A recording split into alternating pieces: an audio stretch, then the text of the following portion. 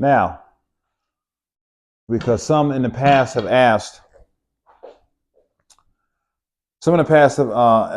hey, Bryon, what made you get into law studies and so forth and so on? How long you been reading about laws?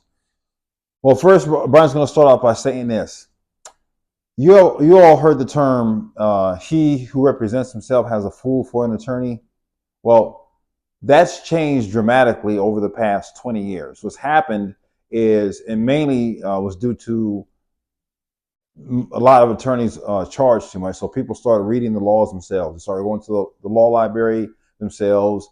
And there are many instances you'll find online of actual cases, hard cases, that people won on their own because they read the laws, they read the legalese, they read about the affidavits, how to write them, what court to file them in, which is very important. They also read the rules of evidence, rules of civil procedure at the local and federal level, and the list goes on. Well, Bryon's been doing the same thing since October 3rd, 2011. Now, what happened that time?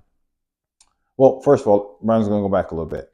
Bryon wanted to get into law enforcement. So he took the path as a corrections officer because he felt, at the time, still being naive, that he can help make a difference, make a change. Not knowing at the time that the system really wants people to be in there. They don't believe in rehabilitation. That's just a glorified term.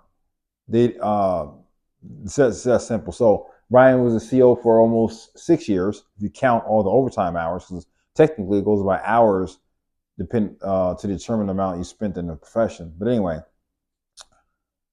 that Bryon was almost 6 years as a corrections officer. So I quit in 2009. Fast forward to 2011. Bryon was working security at Vanity nightclub that was in then the Hard Rock Hotel Casino out here in Las Vegas, Nevada.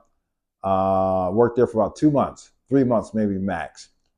During that time, being a bouncer / security guard, because he was a security guard at the rehab pool party, and then a night a bouncer at the Vanity nightclub. One guy worked there, some steroid taking bodybuilder, about 255 pounds, literally bodybuilder. And Bryon knows well, can't say he didn't physically see it, but he overheard him say sometimes passing through in the food line how he's used them or experimented with them. So that's why Bryon says that. But anyway, he always kept talking shit. Now, Bryon didn't know this man from Adam. We've only had maybe 2 conversations, 3 at best, and nothing like a buddy-buddy conversation. But he was always talking shit. So one day, during our muster getting together, I'm talking to somebody else about boxing, clear over here. This dude on this end says out loud, does this prick ever shut up about that stuff? I already knew then he was talking about me. So Bryon confronted him, said, hey, you got a problem? We can handle this old school after work. He wanted to go fight then and there on the clock. So we both punched out. We walked about a good 100 yards outside. We knuckled up. Didn't last long. He ended up in the hospital with multiple facial broken bones. And Bryon warned him before we get started, he's very skilled in his hands because he used to box. Fast forward after that, thinking all the stuff and lies the attorneys and the courts were saying how I was at fault because my hands are lethal weapons and blah, blah, blah. He sustained the most injuries and blah, blah, blah. All that was fake. After Bryon really dove into reading laws, the criminal elements, which are extremely important, reading court case laws about your particular situation, which are also important. And after a while, like, reading all this, like, shit, I didn't violate any laws at all. If anything, we're both equally responsible. And as far as his facial broken bones, that also could have been under a civil matter as comparative negligence. We can both be held responsible even. So bottom line is, that's what really catapulted Bryon to studying laws in depth. Before taking law classes. Bryon took a lot of law classes, but he was studying laws prior to taking those classes. Last law class taken was right before the pandemic, actually. So that'd have been 2019. Bryon's still in a state of study. Knows the criminal elements, especially when it comes to stop and frisk. He cite court cases about stop and frisk, knows the case laws, or knows how to defend against unlawful car searches, unlawful container searches, unlawful phone searches. What's that other one that the system likes to use against people, which is actually illegal and unlawful? Guilty by association, which violates the First Amendment. So Bryon knows a lot of stuff, lots of stuff. Bryon's helped people so much to where it got to a point, this was several years back, he's helping people help somebody in Connecticut and the state of Texas. The prosecutors, true story, or someone in a prosecutor's office called that phone questioning me as to what I know. I can't help people. If you keep helping people, we're going to have you brought up on charges in Nevada for prosecutorial misconduct. Bryon studies prosecutorial misconduct a lot, but they said, sorry for the confusion. They said, we're going to have you brought up for practicing law without a license, which was complete bull BS. That curse word almost slipped out, because Bryon also looked up case laws as to what exactly defines practicing law without a license. And when Bryon told them that, and also challenged them, well, go ahead and arrest me, don't care. Never happened. So when you're getting calls like that, and some of you all out there that have studied laws and been indirectly threatened or threatened for helping people, that means you're very good. That means you've gotten good. It's that simple, because stuff Bryon's given to people over the years, the average attorney will guarantee you, if you look at what's called the billable hours that attorneys use, Bryon will guarantee you most instances, those attorneys would have been charging $200 and $300 an hour. Bryon does it for free because people, in Bryon's belief, have a right to know and get the information for free, especially coming from a system that has designed statutes, codes, ordinances, and blah, blah, blah, to pretty much generate money from you. It's nothing.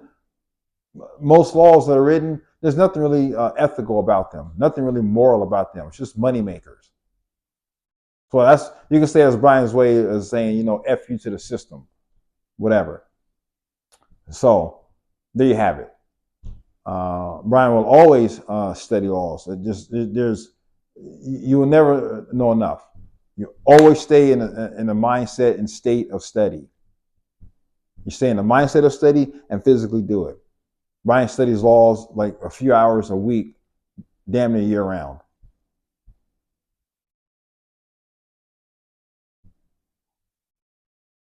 So, and also thinking about this earlier, for example, the last videos were about Titles 18, USC Codes 241 and 242. Next time, Bryon, when he's telling you about the laws, he's going to cite for you the information, where he got it from. So it comes out, you have that much more confidence in what I have to say. And you can easily find it and research it yourself. Okay? So that being said, stay vigilant, study laws, study, and study. You have to study. Unfortunately, think of it this way. Here, think of it this way.